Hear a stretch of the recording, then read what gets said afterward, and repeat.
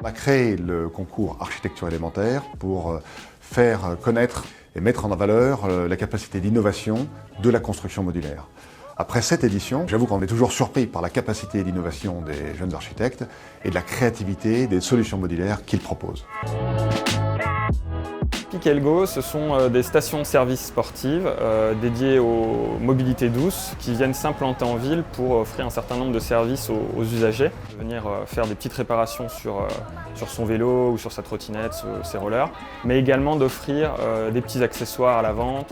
L'idée de Pick & Go, c'était en fait de répondre à un problème de société. Comment faire dans une ville très embouteillée, chargée, polluée, pour favoriser les mobilités douces, en particulier le vélo. Ce type de démarche est exactement celui de notre bureau d'études depuis sa création, qui consiste à trouver des solutions innovantes à des problèmes de société. Plus récemment, on a travaillé sur les usages verts, c'est-à-dire la réduction des consommations d'eau ou d'électricité avec le module connecté. On s'est intéressé aux déserts médicaux avec le module télémédecine. Pick & Go s'inscrit tout à fait dans cette démarche.